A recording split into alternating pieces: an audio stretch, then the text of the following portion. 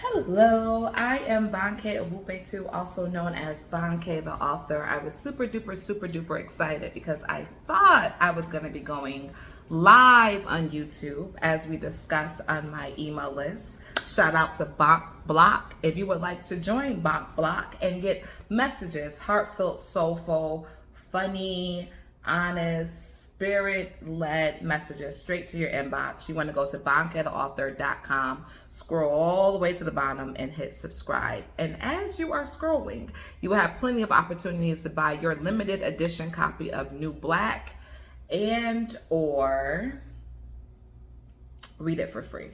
Okay.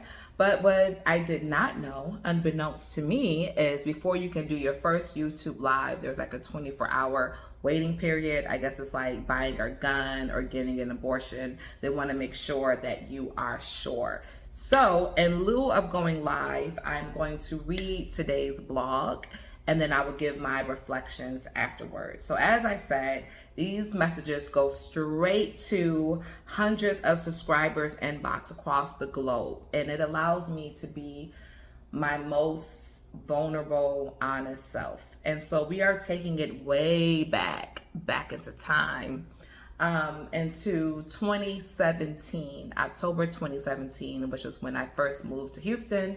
So without further ado, here is today's blog.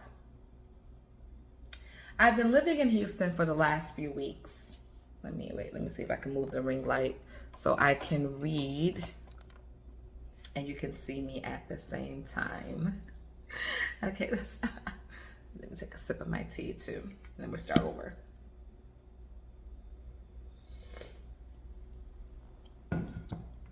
I've been living in Houston for the last few weeks. Before I left home, I was blessed to share space and energy with women who feed my soul. One of whom sent me a card with these words handwritten inside. I'm a little sad to share you with Texas and LA, but your lights cannot be contained. I know that these places will be elevated immediately by your energy and refreshing, healing, truth-telling. I cried, of course, one of those ugly, loud, spirit-satisfying cries. My move was no longer about what I was moving from or what I was moving to get, but who I was moving to serve. A church service later confirmed this message. What if we stopped praying for our prayers to be answered, but instead prayed to be the answer to someone's prayer? I remind myself of this whenever I feel doubt, whenever I'm scared or cringing from all of this change. I remind myself that there is someone in Houston who has been praying for something that only I can provide. So every day my eyes are wide open. I listen for ways to help and step right in wherever the opportunity occurs. And it feels so good. Thank you for reading. Remember that hashtag always want more movement is doing your best each and every day and helping everybody around you to do the same. I love you and God bless. Yay! So my reflections on that piece now, having lived in Houston for 5 years, and one of the lines that kind of stood out to me was cringing from all of this change. It was a lot. And in thinking about who did I move here to serve,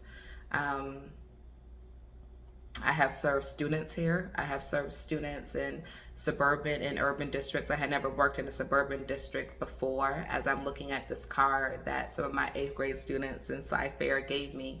And I only made it a semester in that system. I have not been able to go to last a whole school year teaching in Texas. I think there are two major variables in why. The first being, I never planned to be a teacher. I fell into teaching in Rochester, and I was so invested in it because it was home, and my investment and my commitment to the city of Rochester is different than my commitment to the city of Houston. Yes, I am here to serve, and every day I do look out for opportunities to help other people, but in Rochester it was more of a burning desire because it was needed more.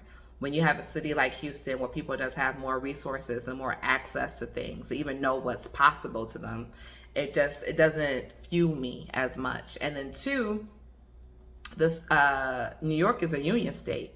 And I always used to take it for granted. My nephew said something to me recently. He was telling me how he had emailed a whole bunch of his teachers in Chicago, and how the difference in the schools in Chicago versus the schools in Cypress, Fairbanks, which is one of the more affluent suburbs in Texas, period. But the difference is in the Chicago schools, the teachers had a choice whether they wanted to work hard or care or not. And in Sci-Fair, the system, you have to have these daily meetings, you have to do this, you have to submit your lesson plans, you have to do all these things. It forced you to be a good teacher. Me being an Aquarius, a free-spirited person, I always do more when I don't have to. When something is forcing me into this box and submitting lesson plans, like in New York, that just would never fly. The unions just... And I used to always be so mad with the unions as a Black teacher in an urban school district where the majority of the teachers were white, because I'm like, wow, this union is protecting these white teachers, right? But if you have a heart for it, you're going to go above and beyond anyway. And I would rather, as an educator, have the union protection and just safeguarding you from all these things than live here. And it's like, when you're teaching, they can really try to work you to the ground, and certain things just wouldn't stand in New York. Why am I even saying that? Oh, because I was saying, who have I served since I've been in Houston? Other than that, I feel like I have truly served women, Black women specifically, with my comedy.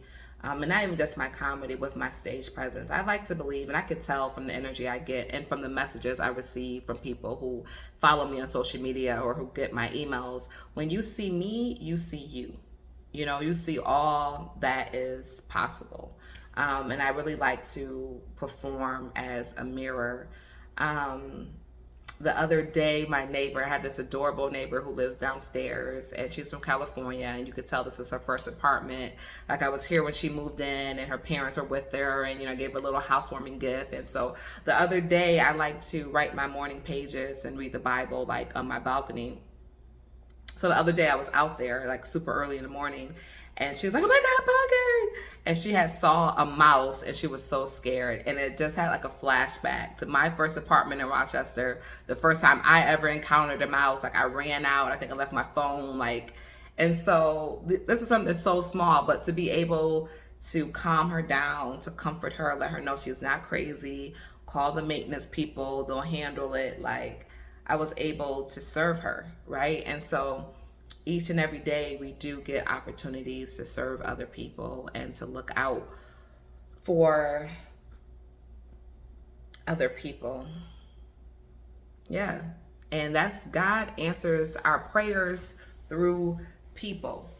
Your prayer is always answered through a person. You need this, and somebody offers you this, or this opportunity comes up.